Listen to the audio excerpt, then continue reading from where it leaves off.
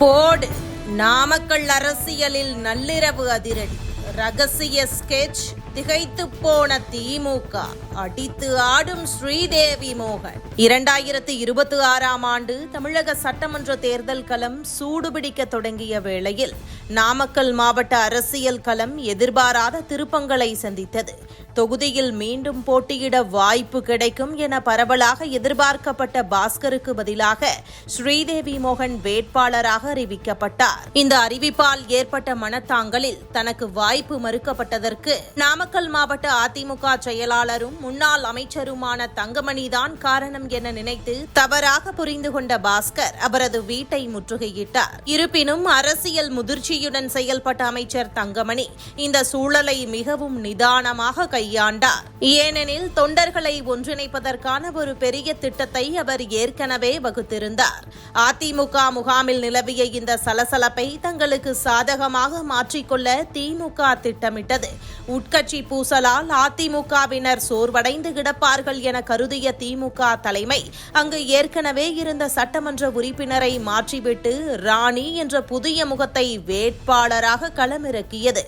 பாஸ்கருக்கும் ஸ்ரீதேவி மோகனுக்கும் இடையிலான மோதல் தங்களுக்கு வெற்றியை எளிதாக்கும் என திமுகவினர் கணக்கு போட்டனர். ஆனால் வேட்புமனு தாக்கல் செய்யப்பட்ட ஏப்ரல் 6ஆம் தேதியன்று ஒட்டுமொத்த அரசியல் களத்தையும் அதிர வைக்கும் ஒரு காட்சி அரங்கேறியது. ஸ்ரீதேவி மோகன் வேட்புமனு தாக்கல் செய்ய சென்றபோது பாஸ்கர் அவருடன் கைகோர்த்து சென்று அனைவரையும் ஆச்சரியத்தில் ஆழ்த்தினார். பழைய கசப்புகளை தூக்கி எறிந்துவிட்டு, நண்பா, இந்த தேர்தலில் நீ வெற்றி பெறுவது நான் வெற்றி பெறுவதை போன்றது. நமது தனிப்பட்ட விருப்பு வெறுப்புகளுக்காக இரட்டை இலை சின்னம் தோற்றுவிடக் கூடாது என்று பாஸ்கர் உணர்ச்சி பூர்வமாக பேசினார். இந்த ஒற்றுமைக்கு பின்னால் எடப்பாடி பழனிசாமியின் நுட்பமான அரசியல் வியூகமும் இருந்தது. வேட்புமனு தாக்கல் செய்யும் வரை இந்த சமரச திட்டத்தை ரகசியமாக வைத்திருக்குமாறு எடப்பாடி பழனிசாமி அறிவுறுத்தியிருந்தார்.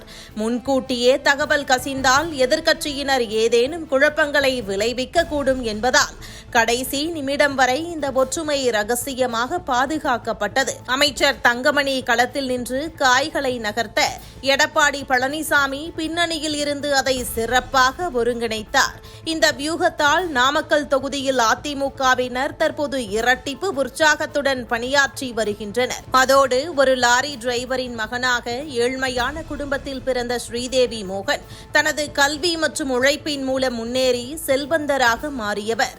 அரசியலுக்கு வந்து பணம் சம்பாதிக்க வேண்டிய அவசியமே இல்லாத நிலையில் பொது சேவைக்கான எண்ணத்துடன் அரசியலில் களம் இறங்கியவர் என்ற ஒரு நேர்மையான இமேஜ் அவருக்கு உருவாகியுள்ளது.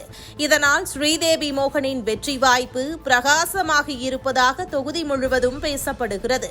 அது மட்டுமல்லாமல் இந்த தொகுதிக்கு திமுக சிட்டிங் எம்எல்ஏ ராமலிங்கம், முன்னாள் மத்திய இணையமைச்சர் காந்தி செல்வன், நாமக்கல் மாநகர துணை மேயர் பூபதி, மாநில மகளிர் தொண்டரணி அமைப்பாளர் ராணி ஆகியோர் முட்டி மோதினர். ஆனால் கனிமொழி ஆதரவாளர் ராணிக்கு சீட் கிடைத்ததால் உள்ளூர் உதயநிதி, நேரு ஆதரவாளர்கள் வேட்பாளர் ராணிக்கு வேலை செய்வதில் சுணக்கம் காட்டி வருவது திமுகவுக்கு பெரும் பின்னடைவையே தந்திருக்கிறது.